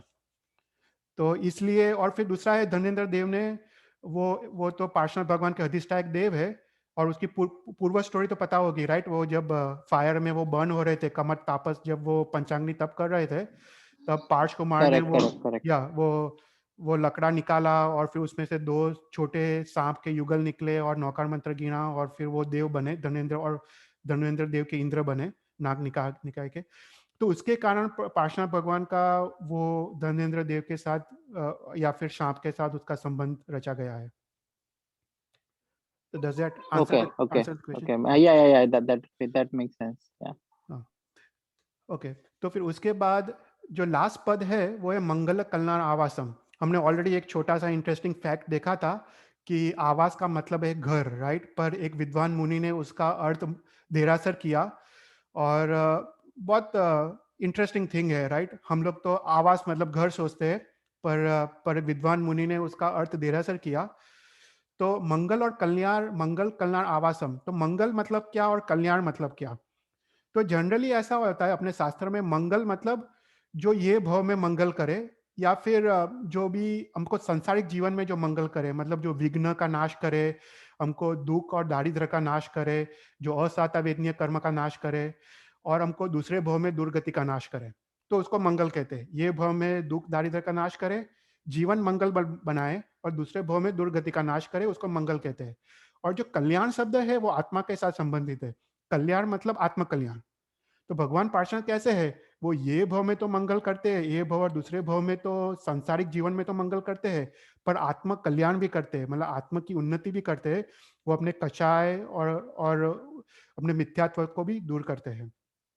तो भगवान पार्श्वनाथ को मंगल और कल्याण का घर रूप, या मंगल और कल्याण की साक्षात मूर्ति, अगर तुम आवास का घर मूर्ति करो तो मंगल और कल्याण का परम धाम, मंगल और कल्याण की साक्षात मूर्ति रूप बताया गया है।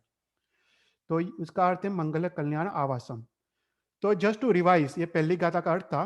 तो पहली गाथा का अर्थ ऐसा होता है, अगर तुमको रियली अच्छी तरह तुमको ओसग्रम स्तोत्र गिनना हो, तुमको ऐसा अर्थ करना पड़ेगा कि जो उपसर्गों को नाश करे, मतलब देवकृत, मनुष्यकृत, तिर्यंशकृत और जो असात्यावेदनीय कर्म है, ऐसे उपसर्गों को जो नाश करने वाले जो 3 देव है, पार्श्वयक्ष, धर्मेंद्र देव और पद्मावती देवी, उनसे पूजित जो पार्श्वनाथ भगवान है, उनको मैं मन वचन काया के भावपूर्वक, भक्तिपूर्वक और बहुमान पूर्वक मैं वंदन करता हूँ।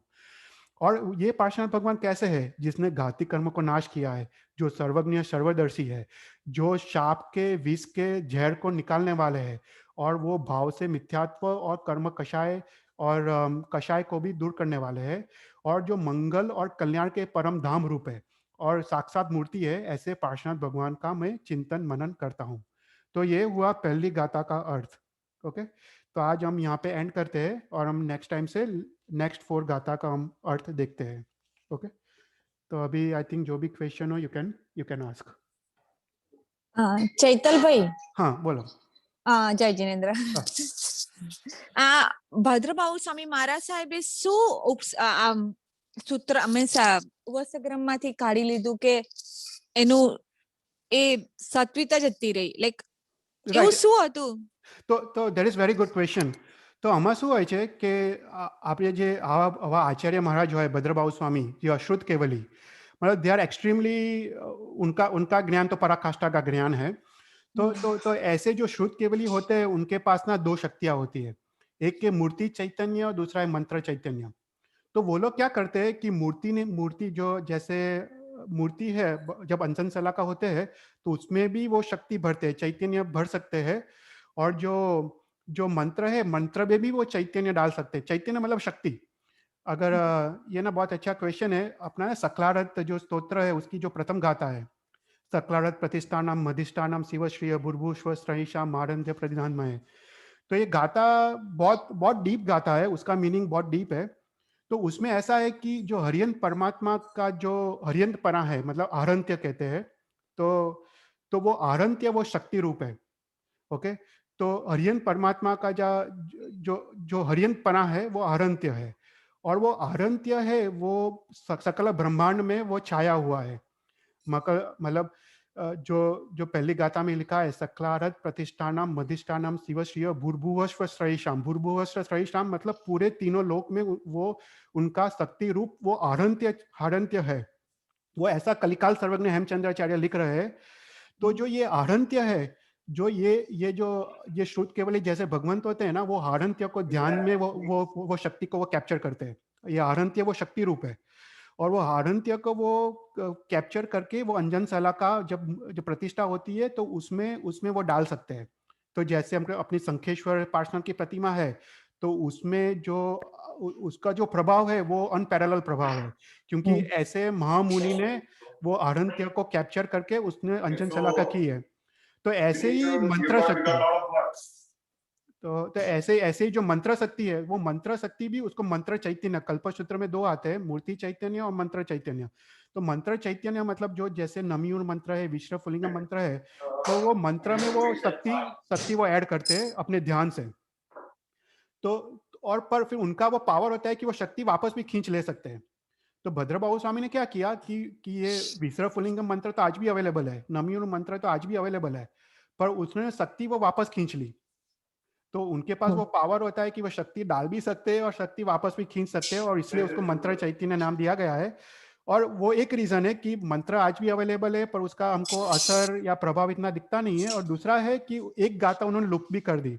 उन्होंने बोला आचार्य भगवंत आगे परंपरा को कि आगे पास मत करना ये गाथा, तो फिर किसी ने आगे पास की नहीं, और फिर उसके कारण वो लुप्त हो गई। तो उसका दो रीजन है कि आज वो उसका प्रभाव इतना दिखता नहीं है, पर अभी भी मतलब तुम अगर ये ओसरकम स्तोत्र भावपूर्वक गिनो तो आज भी उसका उतना ही प्रभाव दिखता है। मतलब अगर शुद्धि पूर्वक भक्ति भाव से गिनो तो लोगों को आज भी चमत्कार दिखता है आज भी। તો ભદ્રભાઉ સ્વામીએ એ લઈ લીધું બીકોઝ ઇટ્સ ઓફ કા લાઈક પાંચમો આરો અને પછી या હવે એના હિસાબે લઈ ना ऐसा हुआ कि उसका दुरुपयोग होने लगा, तो वो जो मारी और मड़की का रोग तो चला गया, पर उसके बाद ना लोग फिर ये मंत्र बोलते थे और धर्मेंद्र देव को हाजिर होना पड़ता था, क्योंकि वो मंत्र से वो बांधे हुए थे। ये मंत्र से वो बांधे हुए थे। तो धर्मेंद्र देव ने भद्रबाहु स्वामी के आके आके उनको रिक्वेस्ट किया, भद्रबाहु स्वामी को बोला कि मेरे को अपने अपने स्थान में मैं रह नहीं पा रहा हूँ, और उसके कारण मेरे को कंटिन्यूस यहाँ पे आना पड़ता है छोटे छोटे काम करने के लिए। तो भद्रबाहु स्वामी ने धर्मेंद्र देव का उन्होंने सुना, और फिर बोला कि ठीक है मैं तुमको मुक्त करता हूँ, और उन्होंने फिर वो मंत्र चैतन्य उन्होंने निकाल दिया मंत्र से। બરાબર થેન્ક યુ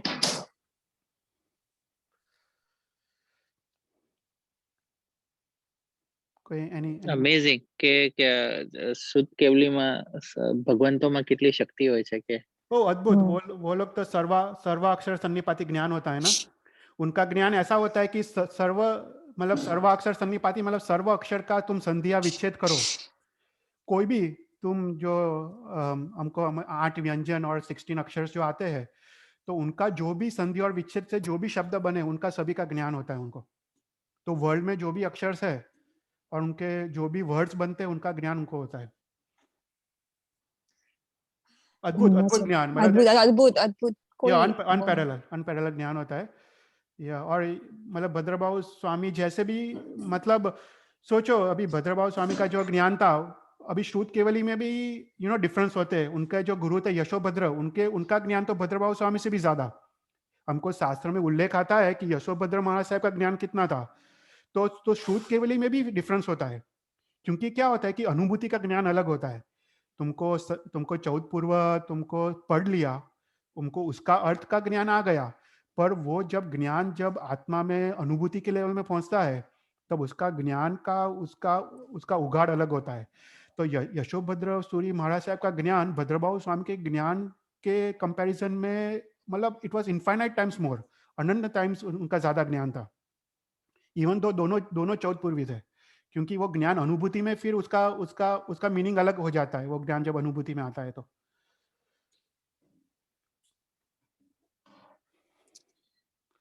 આપણને ઉપસગ્રમ સૂત્ર આપીને કેટલો બધો ઉપકાર કર્યો છે જેની કલ્પના બહાર છે। ओ या डेफिनेटली ये सब ने मतलब अभी ये सब ने भद्रबाहु स्वामी ने संघ का कल्याण के लिए किया, बाकी तो उनको तो कोई जरूरत नहीं था, वो तो अपने अपने ध्यान में वो तो मग्न थे। श्री उस समय नंद राजा को रिक्वेस्ट करना पड़ा, उस समय नंद राजा थे, तो नंद राजा को भद्रबाहु स्वामी को रिक्वेस्ट करना पड़ा कि तुम कुछ करो, क्योंकि राजा पूरे मगध देश में सब लोग मरने लगे हैं। तो राजा ने भद्रबाहु स्वामी को रिक्वेस्ट किया और भद्रबाहु स्वामी ने वो राजा की बात मानी और उन्होंने ये स्तोत्र की रचना की। या मतलब काफी उपकार है ये सब आचार्य महाराज साहब का। और उनका तो सिर्फ ओसोग्रम स्तोत्र सिर्फ एक स्तोत्र है, राइट? अभी तो अपने 18 महाशास्त्र उनके मिलते हैं आवश्यक निवृत्ति जैसे, जो अभी भी उपलब्ध है, और उसी के कारण हम ये आगम और वो सब हम समझ पा रहे हैं हम अभी उनकी टीका के कारण। અને ઇવેન્ચ્યુઅલી ચૈતન્ય ચંદ્રગુપ્ત મૌર્ય ભદ્રબાહુ સાથે દીક્ષા લે છે, રાઈટ? આપણા જે या डेफिनेटली। तो जो जो चंद्रगुप्त मौर्य थे वो ऑफ कोर्स वो चाणक्य के साथ मिलके उन्होंने नंद राजा को हराया, राइट? और नंद राजा जब हार गए, जब चंद्रगुप्त मौर्य गादी पे आए, और उसके बाद उन्होंने फिर अपने अपने पुत्र को उन्होंने दिया राजा, और फिर वो भद्रबाहु स्वामी के अंडर ही वो दीक्षित हुए, और अभी वो देवलोक में है, ऐसा ऐसा ऐसा कहा गया है चंद्रगुप्त मौर्य। या तो सभी राइट राइट मतलब सभी जैन थे, भद्रबाहु स्वामी, चंद्रगुप्त मौर्य, और उस समय तो स्थूलीभद्र भी थे, पता है ना? स्थूलीभद्र उस समय तो भद्रबाहु स्वामी के शिष्य थे ना स्थूलीभद्र। कोशावेश्या का पूरा कहानी तुमको पता होगा कि कोशावेश्या के साथ वो रहते थे, और वो शतकाल के पुत्र थे, और शतकाल वो महामंत्री थे मगध देश के, और वो नंद राजा के उसमें महामंत्री थे, और वो अद्भुत श्रावक थे। और ऐसा था कि शतकाल जो महामंत्री थे ना, वो इतने पावरफुल थे, वो स्थूलीभद्र के पिता इतने पावरफुल थे कि जब शतकाल जब जीवित थे तब कोई भी मगध देश को कैप्चर नहीं कर सकता था। तो ये शतकाल के मरने के बाद चंद्रगुप्त आया। अगर शतकाल जीवित होते स्थूलीभद्र के पिता, तो देयर वाज नो पॉसिबिलिटी कि चंद्रगुप्त वो हरा पाते नंद राजा को। तो शतकाल वो स्थूलीभद्र के पिता थे, वो भी जैन श्रावक थे, और भद्रबाहु स्वामी के काफी मतलब भक्त थे, बड़े भक्त थे। और फिर उनके तो पता है 6 या 7 पुत्रियां थी ना, 7 पुत्रियां थी, और स्थूलीभद्र एक पुत्र था, और स्थूलीभद्र ने भद्रबाहु स्वामी के पास दीक्षा ली, और उन्होंने 10 पूर्व का अभ्यास, नहीं आई थिंक कितना था, 10 नहीं 13 पूर्व का था, राइट? 13 पूर्व का अभ्यास किया, और 14th पूर्व उन्होंने उनको फिर मिला नहीं भद्रबाहु स्वामी के, क्योंकि उन्होंने वो अपना रूप बदला था, पता है ना? वो साध्वी उनकी बहन जब उनको वंदन करने आई, राइट राइट राइट राइट तो राइट, वहां उन्होंने दुरुपयोग किया तो फिर आखिरी वाला दिया नहीं। या दुरुपयोग किया, तो भद्रबाहु स्वामी ने लास्ट 14 पूर्व नहीं दिया, तो वहां से 14 पूर्व चला गया, तो स्थूलीभद्र के पास 13 पूर्व थे। अदरवाइज स्थूलीभद्र लास्ट पूर्वधर बनते ये अवसर्पिणी काल के। स्थूलीभद्र वॉज वेरी स्मार्ट, वो तो इजिली पढ़ पाते ऑल द 14 पूर्वज, पर अनफॉर्चुनेटली उनका एक दुरुपयोग हो गया अपने विद्या का। तो भद्रबाहु स्वामी ने बोला कि स्थूलीभद्र भी अयोग्य है। सुनो, स्थूलीभद्र जिसका नाम 8424 तक अमर रहेगा उनके ब्रह्मचर्य के लिए, ऐसे लोग भी अयोग्य थे। सोचो, भद्रबाहु स्वामी ने बोला कि ऐसे 84-24 तक रहने वाले उत्तम पुरुष अयोग्य है। मतलब ये सब बात है, राइट? तो हमारी योग्यता क्या? अगर ये लोग अयोग्य है तो ये सब ज्ञान के लिए अपनी कोई योग्यता नहीं है। स्थूलीभद्र जैसे भी अयोग्य हो।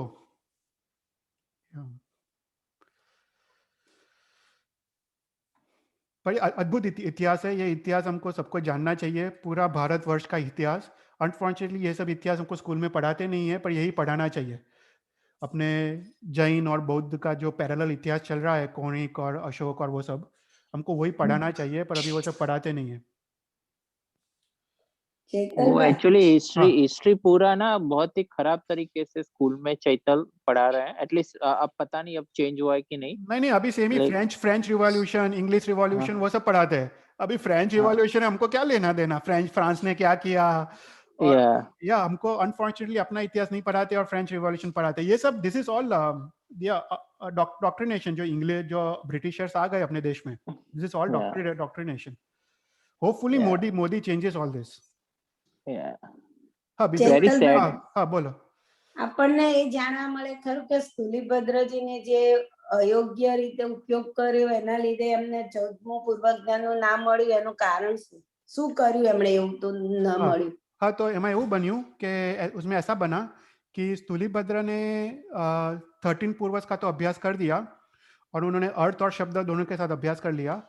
फिर उसके बाद ना वो एक गुफा में वो ध्यान कर रहे थे, और और फिर उनकी जो 6 बहन थे, उनकी 6 बहन ने दीक्षा ले ली थी, और उनकी 6 बहन वो स्थूलीभद्र को वंदन करने के लिए आई। तो उन्होंने वो भद्रबाहु स्वामी वहाँ पे कहीं पास में बैठे थे, तो उन्हें भद्रबाहु स्वामी को पूछा कि मेरे भाई किधर है, भाई महाराज किधर है। तो भद्रबाहु स्वामी ने बोला कि जाओ वो गुफा में जाओ, वहाँ पे तुमको भाई महाराज मिलेंगे। तो वो सातों सात बहन वो वहाँ पे वंदन करने गई।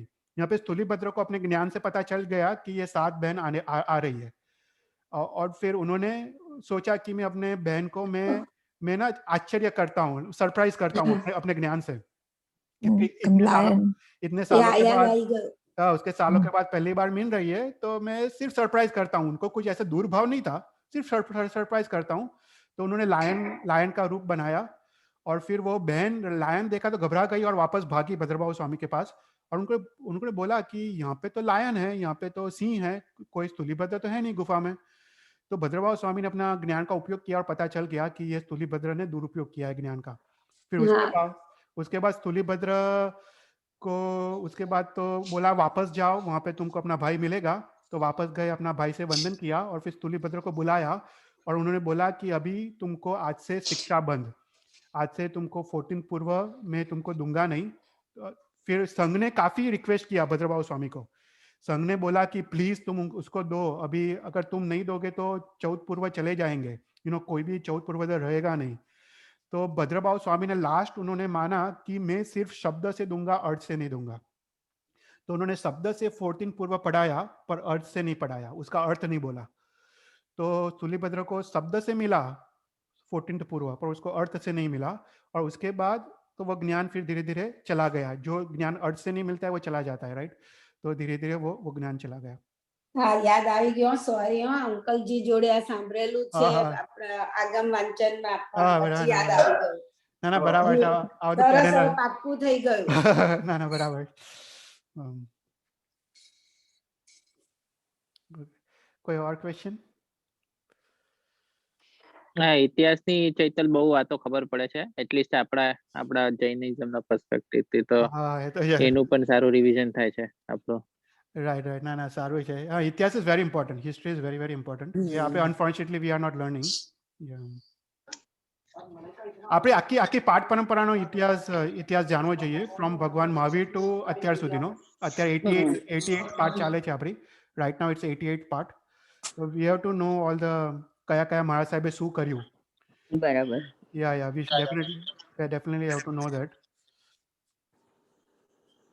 or at least important milestone કે ક્યારે શું થયું, બધું તો કદાચ યાદ ના રહી શકે આપણને, પણ या और सब कुछ अवेलेबल है अपने पास। थवीरावली करके शास्त्र है ना, उसमें सब कुछ एकदम डिटेल में है। हर एक महाराज साहब ने क्या क्या किया, कौन से शास्त्रों की रचना की, कब क्या हुआ, कौन से शास्त्र लुप्त हो गए, सब कुछ पूरा थवीरावली में एकदम डिटेल में है। ये सभी पार्ट वाले महाराज साहब तक मिलेगा, राइट?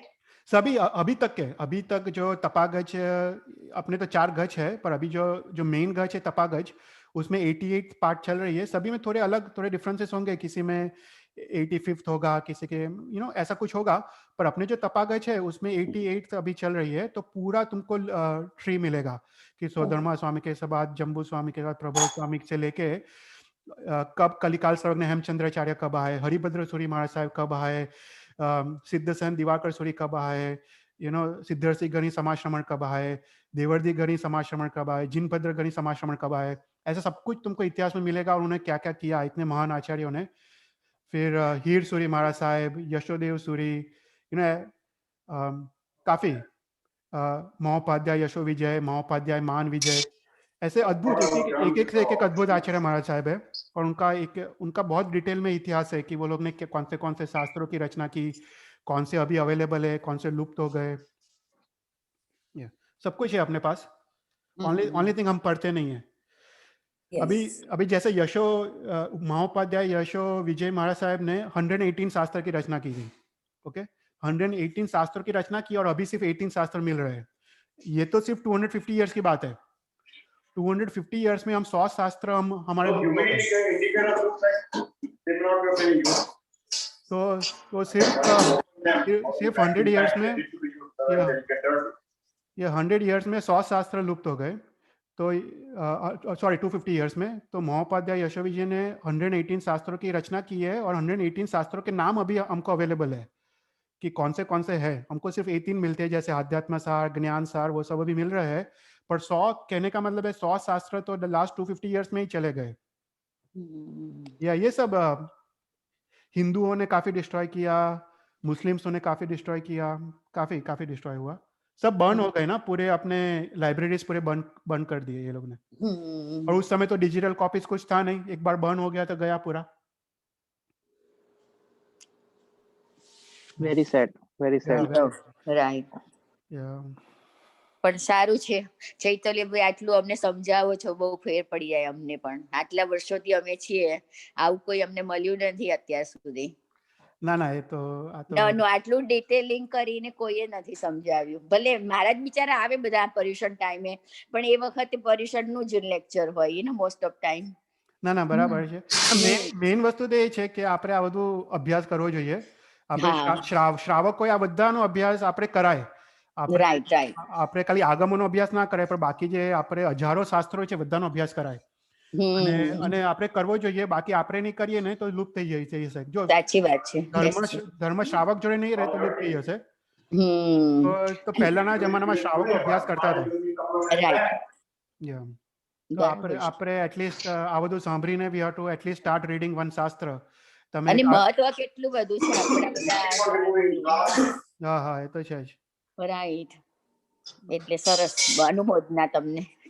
મારે તો નહીં, આપણે તો ના તમે આટલું આ બધું અમને મળે છે જાણવા. હવે આજે ખબર પડી કે જો તમને ઊંઘ ના આવતી હોય તો તમે એક નૌકાર ને એક ઉવસગ્રમ ગણો.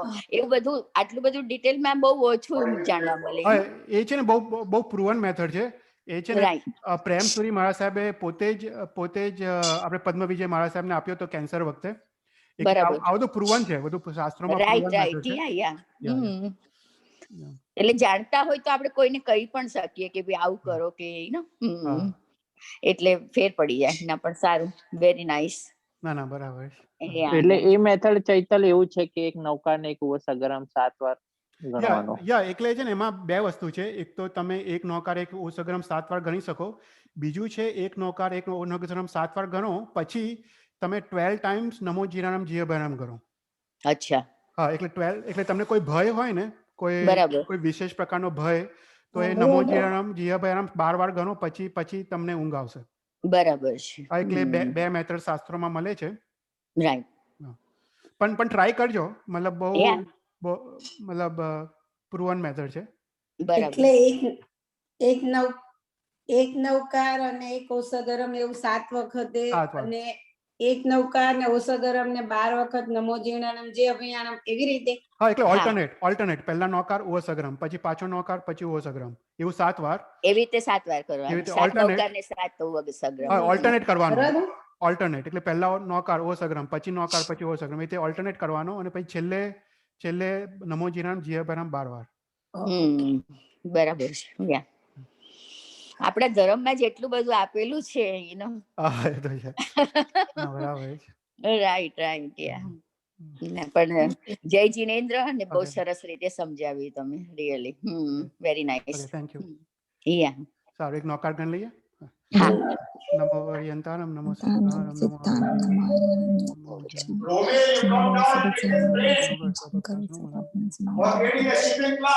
બોલો જીન શાસન થી. જય જય જિનેન્દ્ર જય જિનેન્દ્ર જય જિનેન્દ્ર. જય જિનેન્દ્ર. Thank you. આભાર.